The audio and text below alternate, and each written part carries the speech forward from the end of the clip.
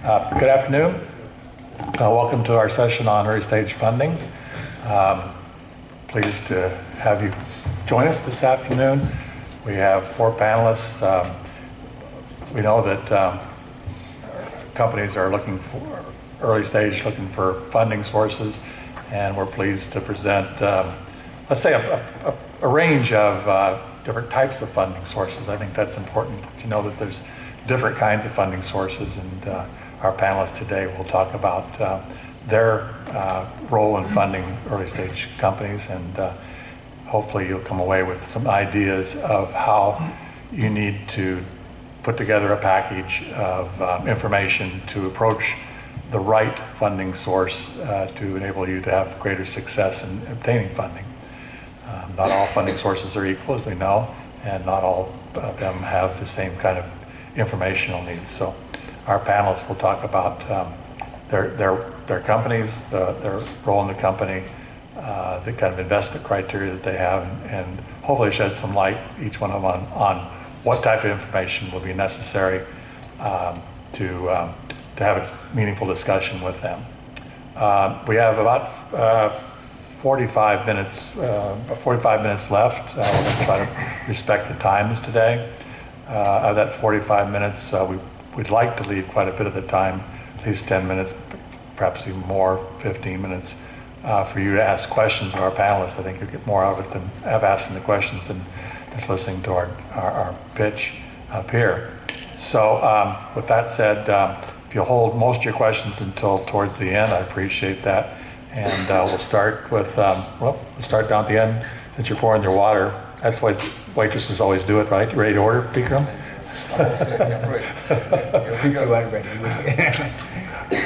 Why don't you go first? Okay, sure. Hi, can you hear me? I don't think it's on. My name is Vikram. Not on. A little louder, please. Tap the button. Okay, what is that? Yeah, my name is Vikram. I represent Cipla. I thought I'll tell you a little bit about Cipla and what we do in the company now, in my group. So Cipla is not a name that most people here are very familiar with.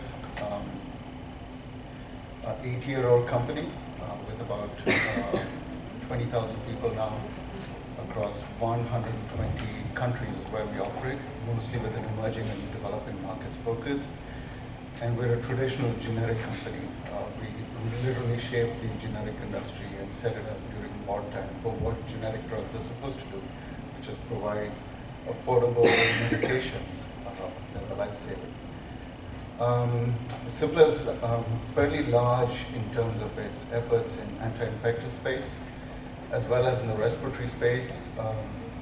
For some of you know the history of the AIDS epidemic and how that evolved. 2 out of every 3 AIDS patients in the world was at its peak taking a Cipla triple drug cocktail. So it played a big role in averting the AIDS epidemic. We also have a big interest in respiratory medicine. We, by volume, we're the 5th largest respiratory medicine company in the world, and the biggest in India. 5 years ago, we decided we'll branch out into new spaces, so set up this group that I'm part of called Cipla New Ventures. And the idea was to incubate new business ideas that would be self-sustaining or spin off to become their own entities. So as part of that, I set up my group at that time, which is called Cipla Technologies, which is a venture fund within Cipla, evergreen investing out for the balance sheet. I'll tell you a little bit as we go along about what we've done on the venture side. We have 2 investments, one in a stem cell company and one in an Alzheimer's company. And since then we've evolved our thinking, and we have taken a much more strategic view on what we do. We'll deploy venture funds opportunistically, but right now we're looking to build out 2 specialty businesses in the US, a CNS-focused specialty business, which is a little bit more advanced with two drug candidates, and also a respiratory specialty business. I'll give you a lot more context on what we do as we go along to this panel discussion. Fabulous. Thanks, Vikram. So actually, somewhat similar. So BioAsis is a blood-brain barrier technology company, and there's different ways of proving these technologies. There are several of them. One of the ways we're approaching it is to kind of similar, capitalize on generics or biosimilars that actually, really didn't cut the mustard, so to speak, in the diseases to which they were supposed to treat, the CNS manifestations. So, you just take a drug like Herceptin, for example, conjugate it to the company's technology, and see whether or not you can decrease the volume of tumors, etc. Now, why am I telling you that? Well, there's two things. One is we look for partners that have a certain kind of mindset and phenotype, but also we keep an eye open for in-licensing opportunities. The reason why I'm actually here today is not really Bioasis, to be candid, looking at the panel. I've been on this panel every year for like the last 5 years.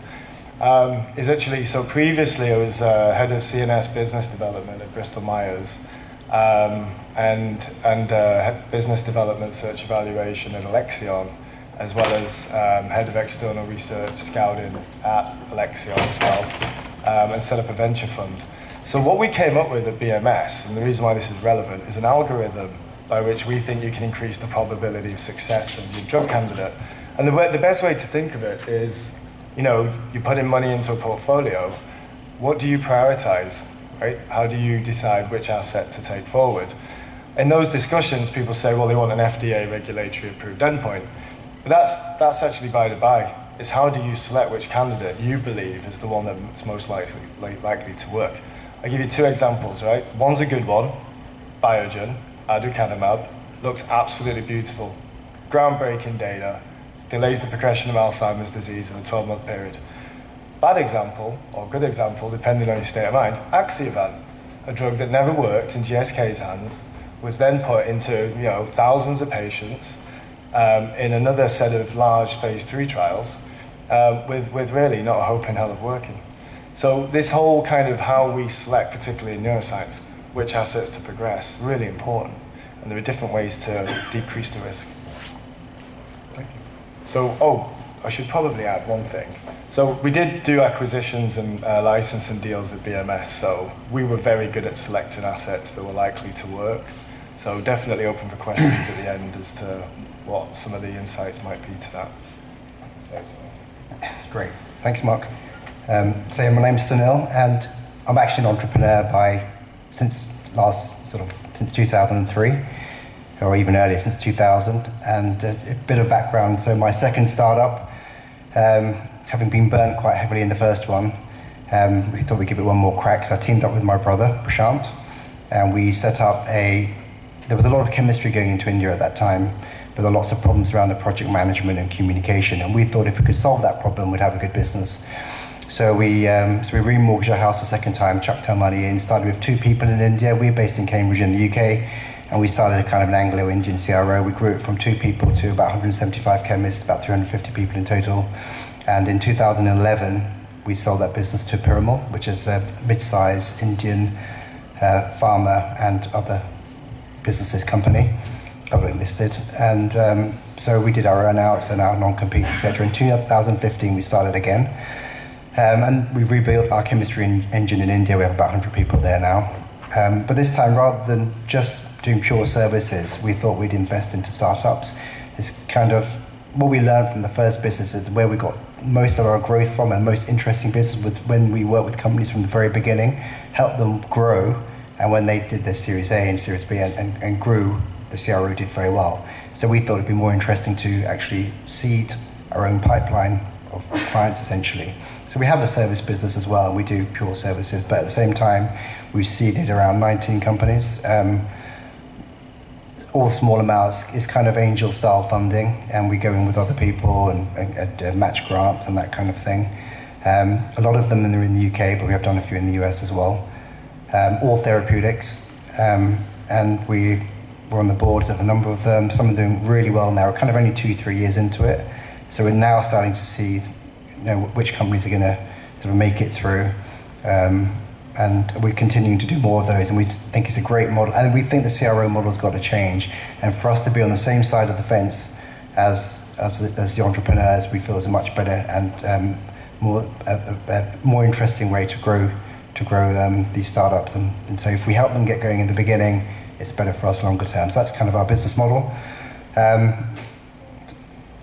So yeah, I think that's enough for me for now.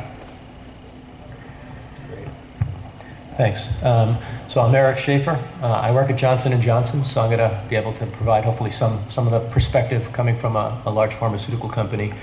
I work in a part of the company that's called Johnson & Johnson Innovation, and it consists of a number of different components, particularly these innovation centers, which are really brought into existence about 5 years ago now, with the notion of providing a part of this very large corporation that can be, first of all, exclusively focused on external partnerships and external collaborations, and also sort of provide a portal for people in the outside world to approach the company. It's a very large company. People often don't know how to get to the company, who to talk to, so this is a way to really make ourselves more available to external partnering. So I work in the Boston Innovation Center just across the river here, and I'm a neuroscientist by training, and I basically am responsible for the neuroscience portfolio, both within Boston and more broadly in the eastern United States. We have these innovation centers scattered around the globe. We have one generally, as you might expect, placed in sort of innovation hubs. So there's one located in the Bay Area, there's one here in Boston, there's one in London, and there's a fourth in Shanghai. And the strategy really for us is, we have, as most pharmaceutical companies, pretty well-defined strategies, and our external and internal strategies tend to be pretty well aligned. But the key about having these innovation centers is that we have a very small group at each one of them, which are really well-positioned to do deals in a fairly agile way, and that's not always an easy task for a big corporation. So there are people in the innovation centers like myself who are the scientific experts. So we cover different therapeutic areas, we cover medical devices, consumer products. That's sort of our first issue that has to be addressed. But then we also have a small group of people who cover finance, legal, transactions. So in a relatively agile fashion, we can identify interesting opportunities, and if there's mutual interest with external partners, we can discuss a wide range of different partnering arrangements, from licensing to research collaborations, various types of option deals. So there's many types of partnering arrangements that we look at, and I can speak a little bit more sort of about what we look for in investors as we move along. Thanks, Eric. Just briefly about Camargo before I get back to the rest of the panelists. Camargo Pharmaceutical Services is engaged in helping clients develop drugs via the 505(b)(2) pathway in the United States. And as Sunil indicated, that service providers are changing to adapt to the market. We also have adapted to be more aligned with our clients. That is, finding ways in which we can support them financially. In addition to our normal service providing, we also manage a substantial fund for investment into our clients. So that makes that kind of interesting as well. Always 505(b)(2) though. So why don't we help the group understand a little bit about the information requirements? What is it that you're looking for? What do you suggest that they have prepared in order to be more successful in obtaining funding? You want to start there? Okay. So I think, excuse me. I think parsimony is really important, right? Typically, particularly from new companies, they may not know how to construct the information, and you could end up with like a 20-page PowerPoint. It's really about being succinct, right? What is the mission? How are you going to accomplish it? How are you going to get there? So, what do you want to do? What are the gaps? How do you fill them? And I think that is like a 3-4 slide deck. And if you can just make that elevator pitch on the first slide, so people get a real picture of what you're trying to do, all the other information is much more easily assimilated, right? And then that way people tend to remember the story. I think that's the first part. The second part is have a plan about, what's your strategy, right? Why is this? If it's a novel technology, it can actually carry its own weight as a novel technology. But if it's a therapeutic that you're trying to develop, say for Alzheimer's disease for want of a different thing, how do you advance the drug so you don't make the same mistakes as other companies in the space, right? And that's very basic for us. It's prove you can hit the target, prove you can get it into the brain, right? So that has to be done early at the SAR portion. If you neglect that at the SAR, once you get into IND enabling studies, it's really difficult to re-engineer the compound to become brain penetrant. Hit the target engagement should drive a biological consequence, and then you should have some sense, even at an early stage, as to what patient population is likely to be the most responsive. So the third question you're solving for is, does my drug do anything meaningful in humans? And you want that in phase 1, not in phase 2. The amount of times that at BMS we turned companies away because we didn't have proof of concept was actually quite startling, because if you looked at the numbers, the phase 2 probability of success had no impact on what happened in phase 3. You were still losing 66% of those drugs that were efficacious in phase 2 and phase 3. Why? Because you didn't hit the target, or you didn't drive a biological effect, and you didn't have the right subpopulation. So those types of things, for some investors, like New Leaf, for example, 5AM, they totally get that. You go in there with that kind of business plan, you're going to get a really favourable reception. Some other VCs, they won't touch it with a barge pole, right? They'll want something that's sexy, like Axie Looked, you know, it's got a GSK backing to it, and yada, yada, yada. But the probability of those drugs getting anywhere are pretty low. But that's what I would add there. Be systematic, really think it through, but be parsimonious and punchy with yourself. But bottom line, you're saying 20-page PowerPoints don't do it. Well, I mean, Get to the point, right? if you're going to Get do the point. 20-page PowerPoints, the title of the slide should tell you the conclusion of the slide, so I can quickly go through it and just read the titles. But that's really it. It's More is not better. Yeah, I mean, there was one opportunity out in Pennsylvania I looked at. I couldn't work out whether they were sitting on the next big rocket science thing, or whether, you know, it was just unfathomable. And in the end, when you're prioritizing, you just have to cut some stuff out. So from our side, we're very, very flexible in our structure and how we work with pharma companies and biotech companies. With a few things that we really look for in our internal process and internal assessment of the opportunity as it's presented in a non-confidential presentation. We take a look at it and see if it fits with our goals, either venture or our strategic goals, and then take it into diligence. And that's where things get a little bit tricky, right? Really, what are we looking for? I think line of sight is really important for us. What is the concept? What problem is the drug trying to solve? What's that unmet need? And we'd like to see a TPP, even if it's a concept, from really early on, because that just gives us a handle on how we're thinking about it, and then we'll go do our own diligence. So our diligence is like anybody else's. We look at IP, clinical, regulatory, CMC, and the clinical development plan.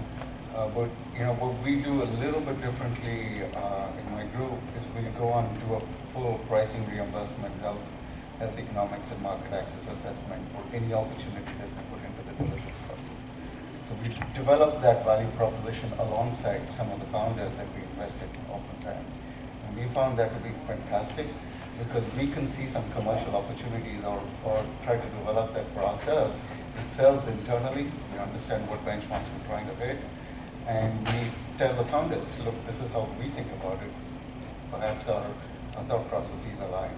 So I think that's really how line of sight and TPP will do a full diligence. So the 2-page deck will work, but we get into the weeds pretty quickly on our side. Oh yeah. Once you got the deck, it gets you through the door, and then there's trouble time, right? Diligence. Let's do a little postprandial exercise here, just with one arm. Could I see a show of hands here of everybody that understood when Vikram said a TPP?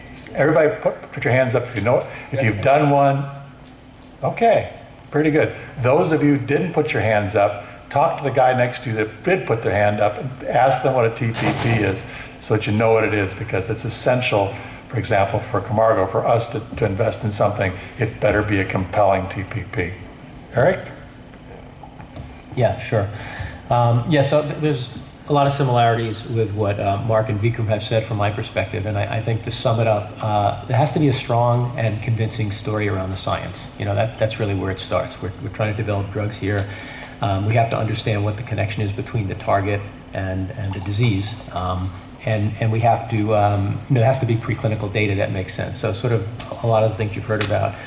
We don't always know, we have very well-defined strategies, and so any opportunity, ultimately we have to see a line of sight for the opportunity to fit within our strategic framework, which at J&J, in the neuroscience field, which is what I focus on, happens to be Alzheimer's disease and mood disorders, but obviously we cover the range of diseases, and each therapeutic area has its own disease focus. But a company could come to us with an oncology asset. Oncology says, we're not interested in it, but the mechanism might be of interest to CNS, just because it could work in the brain in a different way. And so we're not always locked into what a particular company thinks their compound might be good for, but in many cases interested in what is the asset, how good is the asset, how selective, how potent, those kind of basic pharmacological issues come to the front very quickly in deciding whether it's something that we might want to pursue further. So, but fundamentally, it is about, is there a compelling scientific story? And I think where often things get off the rails from our perspective is that a company will come forward with sort of, here's our beeline between where we are now and getting into the clinic. And while that's very exciting, if they haven't filled in the dots early on, our enthusiasm evaporates very quickly, because it's great to get to the clinic quickly, but I think to Mark's point, you might get there with a compound that's never going to be successful. So, you have to really have the underpinnings to convince the organization that you have something that's of value. I spoke about strategic alignment, and that's a component. And then there's, the general business plan component. Is it clear, and this gets back to the TPP really, is it clear, firstly, how this is going to be tested in the clinic? Are there biomarkers, points already been made, that allow you to assess the mechanism very early in development? As Mark said, you don't want to get into phase 2 before you know that your compound's doing what it's supposed to be doing. So that's a key component. And then is there a clear line of sight to where this thing's going to fit in the market, to the target? To the TPP, just for you, those who didn't raise your hand, is target product profile. But we don't want to keep them hanging, There you go. Right. But the notion is, is there something that really has commercial legs, that you feel you can get out to the marketplace and will be a product that can bring in some revenue that's of value to the company. From at least my perspective as a pharma representative, and I'm sure every pharma has its own flavor on this, I mean, our sort of sweet spot for the part of the organization that I'm in is sort of either very, very late preclinical development or even really IND phase 1 types of compounds. Those tend to be where we get particularly interested, because you have an asset that to a significant extent has been de-risked from a safety point of view, and if there's a good rationale behind what you think the mechanism is, we're poised to basically do what a large pharma is good at, which is getting all the resources together to get something into the clinic and really start to test it in healthies and then eventually in a diseased population. So those are the kind of things we look at. Now, obviously, we have a business development organization that's more than happy to engage in things in the phase 2 and phase 3 space. But in terms of sort of the external innovation arm of the company where I reside, we tend to be looking at somewhat earlier stage opportunities. I sort of sit there with two hats on really. So I invest as an angel, and I'm part of Indian Angel Network, Bombay Angels, Cambridge Angels, but also invest for O2H as more of a strategic. And actually both criteria, there are obviously a lot of similarities, and I don't want to replicate what my colleagues have said. But I think there are certain differences as well. And as an angel investment, they really hate investing in therapeutics. It's really hard to get angels to invest in therapeutics, but I think the dynamics of therapeutics have changed sufficiently now, where it's actually, I think, there are angel networks which are becoming more interested in therapeutics. And in fact, in a lot of my networks, for example, Cambridge Angels, there's maybe 60 angels in there, and they've all been very successful in tech, but the biggest, probably the most wealthiest angels have made their money in biotech. So there's definitely scope for angels to make money in biotech. So I think the dynamics have changed for a number of reasons, and we all know these, but pharma is competing for early stage assets much more than they were before. They've pretty much shut down all their research and development, and a lot of it, and so they're relying much more on external innovation. I think probably around 50 or 60% of pharma pipeline now comes externally. So there's a significant amount of competition for interesting early stage assets, which means that biotechs can now exit earlier, partner earlier, and therefore it makes it more interesting for the angels. So I think from an angel perspective, if you're pitching to angels, is to think about their exit. Now, what they're very scared about is dilution, Series A, Series B. So if you put in your plan that you're going to raise $1 million now and you want angels to put that, then you're going to do a $30 million round soon after. That really scares angels. So I think if you want to make your business plan angel friendly, you need to think about maybe a one-time pref for the angels, so that at least they know they'll get their money back if they do get diluted. I mean, there's lots of mechanisms that you can put in place. You can think about in your plan to say, look, we're going to look for a partner earlier rather than later, bring in a pharma partner at that point. Maybe we've got basic safety, basic efficacy data. So you've looked at targets which are really well validated. You've got a really clear plan of execution, how you're going to do that work, what it's going to cost, at which point you might exit, etc. So I think if you are thinking about pitching to business angels, there is definitely a higher appetite, but you just need to think about from their perspective why they may want to put their money in it, which is quite high risk capital, But I do think that angel networks are becoming more interested in therapeutics. I've seen this over the last 5 years, really. And from a O2H perspective, obviously we invest strategically because we know that if you're successful, we'll be able to help you execute the plan.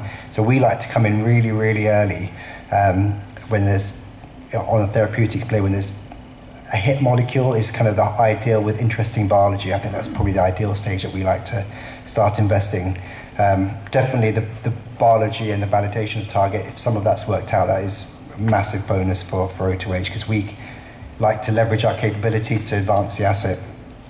We like to come in with other people as well. And so if other investors are coming in, whether they're angel groups or whether they're corporate VCs or small seed stage VC funds, it de-risks it for us massively. So I just, there are different criteria for the different investment hats that I wear. Can I add? Yeah. Sorry. So actually on the business plan side, cost obviously for getting the studies done.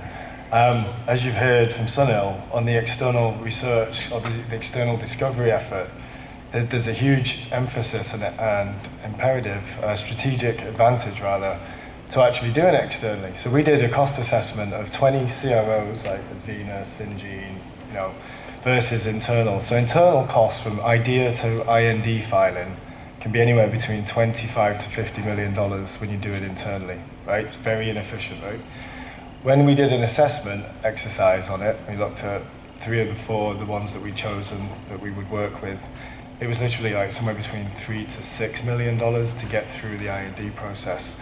So actually going in with a well-prepared kind of discussion with external research groups, like Sunil's, for example, is a good strategy in terms of making, getting the bang for your buck. So that's important. I think the other piece where some companies derailed is just be honest, right? If you're in it because you want to sell it and the exit is 2 to 3 years away, I would say it. Say, look, there's an exit here, but we are excited about the science, but there's an exit, that's our strategy. I think that goes a long way because we typically know, right, just from the first conversation, whether the company's in it for the money or for the patients. And it's just best to get off to the relationship with a level of trust that you're being honest with each other. And I've seen that kind of sour some relationships, and there's a do not do here, and that is when you get in that situation, you don't go to the CSO or the CEO, try and run it back through the company. And just be met with fierce resistance, right? But the external research thing is brilliant. I think it's brilliant, really good. Been a great evolution. I agree. Yeah, I think we both would agree that there's a great deal of economies and so forth of outsourcing. The whole model is wonderful for us too. Could you, I guess the question I have is for the panel is if you're one of the members of the audience here today and looking at trying to raise funds next year, where would they start looking? You've mentioned that things have changed, and we talked a little bit about this on the phone the other day. Things have changed. The whole environment of investing has changed. So comparing this to VC and so forth, can you each one of you address about what you see the changes are going to be over the next year, 2 years in terms of investment strategies? Maybe I can speak to one, but perhaps not to an overall trend. But I learn a lot from Ken, the world's expert in 505(b)(2)s, and actually through my career I've learned a lot from him. We're a little bit different, actually. Maybe about 5 years ago, 10 years ago, that was a bad word in many ways. But we see a lot of value in 505(b)(2)s. drugs with known mechanisms of action. We can understand how they work, and we really like to develop them for unique value proposition. Segment out patients, solve a real problem, and we think the efficiencies of the 505(b)(2) are tremendous. So alongside us, I hopefully we're leading some of that change from our side with a focus on drugs with a known mechanism of action, but obviously we want a very clear IP and exclusivity value proposition as well. So that's certainly part of our filter. So I see that as one. A lot of people will confirm here, the payer environment has changed dramatically in this country. We're still not looking at an outcomes-based evaluation method, but it's very hard to get on formularies right now. It's really hard to get your drug reimbursed, and oftentimes payers have pretty good tools. I mean, you're seeing outright formulary exclusion these days, so you can't get on formularies. I mean, if you have a Hep C drug and you're struggling to get on formulary, that's telling you what kind of challenges you have in the US market. The second thing is, even once you're on formulary, pricing tends to be very challenging. You're always prior auth, you have step edits, and quantity limits are almost always there right now. So I think we need to think through that at a very, very early stage right now. If you've got a great idea and a target, please think through how it's actually going to get commercialized, even at a high level. I would just say that I think that the sources of funding that we've traditionally gone to, is, the dynamics of those are changing somewhat, and I think it's giving rise to extraordinary opportunities for people who are starting earlier. There is this massive funding gap at the seed stage, and we've all experienced this, and I have personally, many businesses I'm involved in. It's trying to get off the ground and get through that seed stage. Once you actually get through that stage, there's a lot of money available at the Series A and there onwards, and that's very well documented. And this funding gap is really the piece that needs to be addressed. And I think groups like J&J and J&J specifically are doing an incredible job at trying to support those companies at that stage. And in fact, all the pharma companies have, whether it's SR1 or they've all got some kind of Takeda Ventures, they've all got some corporate venturing arm. Some support more with capabilities, some do a mix, etc. But I think that is going to increase, and they've all put more money available to support businesses at a fledgling stage to get through that, let's say, that seed stage or that funding gap. I think the charities are stepping in much more. They're getting much more commercially savvy. Before, they didn't really understand the drug they had a pot of money that they would put to do. Now they have experienced drug discovery personnel within the charities who actually run their own programs. And we, in the UK, we've got Wellcome Trust, we've got CRUK, Cancer Reach. There's a big funding bodies which are supporting early stage ideas. And I think the VCs have filled their wellies over the last few years with various good exits, but also the IPO market's been very attractive, or been a good market. So a lot of money have gone back to the LPs, and there'll be a number of VCs supporting early stage, seed stage businesses, especially since we see the valuations of businesses post-seed dramatically increasing. So I think there are a lot of opportunities to raise funding right now and it's never been a better time to get going. That's my honest opinion. That's the first time I've heard Phil Joe wellies on a panel. Brilliant. Everyone know what wellies are? Wellington boots? Okay. Brilliant expression. I'd say actually what's exciting me, the big change over the last couple of years is big pharma typically has a cookie cutter, right? You come in, the assets at this stage of development, it's got a monetary value to the company. I think with Celgene in particular, being out there, doing option deals, not getting involved, like recognizing that something's a really exciting technology and recognizing that company is the one that got that technology there, but supporting it with the option to be more involved down the road. They often take a silent seat on the board. And from what I understand from people I know that are in those collaborations, they're really silent. They're just watching to check that everything's going tickety-boo. In response to your willing. So I think that's two Brits on the panel is more than north-south. But no, so I think that's been really exciting, and there's a couple of things going on at the moment, particularly in protein degradation, where I think maybe 10 years ago it would have still been considered sexy, but getting those companies off the ground, like a Venus, did with Craig Cruz, for example, and getting 5 a.m. and all those guys in there, recognizing high risk, really early stage, but recognizing the potential there. That's been a bit of a paradigm shift. As I alluded to before, not every venture company thinks like that. So if you're going out that route, you just got to be selective about who you talk to. Otherwise, it can be really demoralizing. Well, I'm going to start by saying I don't have acute Britishism, so that's not going to happen. But I can sort of extending on some of these comments. So essentially, what it boils down to in a lot of respects is there's a gap. That's this common phrase, the valley of death. But the point is that the early stage research getting translated into drugs has been slow, and part of that is, as has been pointed out, pharma is reducing the amount that they're spending there. Academia doesn't necessarily have the tools or the resources to move things beyond basic research, and biotech has filled some of that gap, but perhaps not all of it. And so I think there's been a lot of creative solutions to try to how to fill that gap. External innovation, which we've been talking a lot about, is part of that. There's been some particularly interesting and creative ways of addressing it. Pfizer has an organization called CTI, Center for Therapeutic Innovation, I think. But it's really a very collaborative partnership between pharma, academia, disease foundations, and government organizations that all come together to collaborate, to sort of align around goals, and to really move projects forward without necessarily defining who owns the IP up front. And that opens up a wide range of different ways to move important science forward.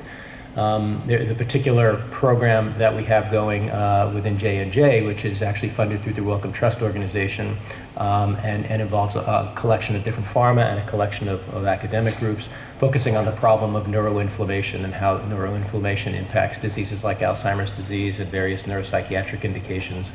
And again, it's a way to really sort of move a field forward to understand biology, but it also has very concrete goals in terms of trying to get specific assets out the back end that ultimately will be tested within clinical populations as part of this consortia.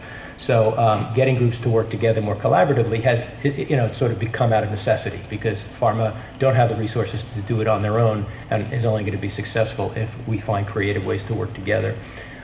There's also a part of the organization that I'm in, which is called J-Labs. Some of you may be familiar with it. It's a small company incubator, and they're scattered around the country.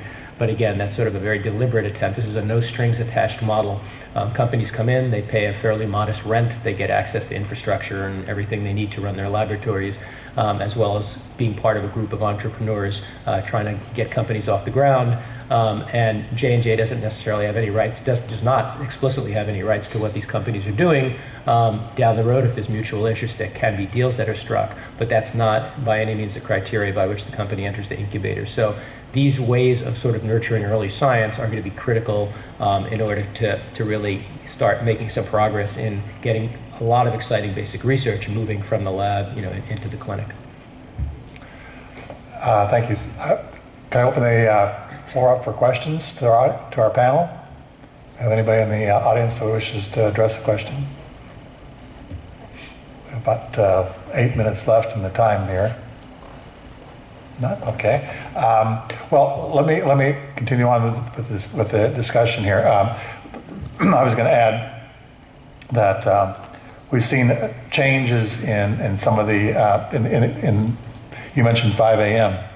and I think I mentioned to Vikram the other day earlier today that 5 a.m. has actually carved out some funds for 505b2. 10 years ago, if I had told you that, you thought I was absolutely mad. So what we're seeing is that the investment community is changing a little bit about the kind of projects they're looking in, because I think for one thing they have to. We're talking about therapeutics, right? The other thing, just by virtue of having two service providers up here, also indicates that there is a difference happening in our industry in terms of providing services, that you're going to see this whole model shifting to something called CDMO, or whatever the acronyms are going to be. But essentially, you're seeing a number of service providers who are providing financial support or financial investments into their client markets. I think that's a big shift. So, maybe 4 or 5 years ago, you'd stay away from people like us because we provide the services and you're looking for money, I'd suggest that you open up your ideas to some of the service providers out there. I'm talking about people that'll actually do formulation work, manufacturing work, clinical work, toxicology work, and so on and so forth. There's a number of service providers out there that can help, particularly very, very early. So Camargo, we want to get in the very, very earliest, just like Sunil said. We want to get in the earliest possible in order to be able to provide the most value to our clients. So that's a change. I was just going to add, one of the terrible thing, there was a lot of shutdowns, right, in the UK, GlaxoSmithKline, etc. One of the good things that came out of that was, particularly around the Stevenage area, was a lot of those really seasoned drug hunters. Really, these guys were like filing INDs just continuously over 2-3 decades. Basically spun themselves into either CROs or kind of, semi-CRO service providers, but could be partners. And so in GSK, I think one of the spin-outs was called Transformation. Neil Upton, been doing drug development, probably 30, 40 years, top notch. So I think that's another side to it, right? Where we're actually seeing decreases in part where some of these companies have downsized or shut down. Actually, there's new industries popping up. I had the privilege to be at the old AstraZeneca site in the UK last year.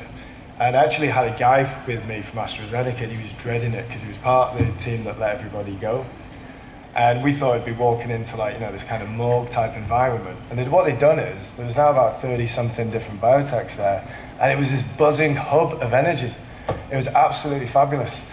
And it was just great to see that renovation, and then that led to basically, University of Manchester and the business development groups getting together to what they call the Northern Powerhouse, which is another word for a really diffuse set of biotechs. But in the AstraZeneca site, it was a testament to what is wrong with Big Pharma when it comes to actually being a hub of innovation, right? You just got too many people, right? Too much diffusion of responsibility, versus when you basically allow them to form their own entities and they're all basically huddled. It's brilliant, absolutely fabulous. That's one of the advantages. Sorry, it's a good point, Mark.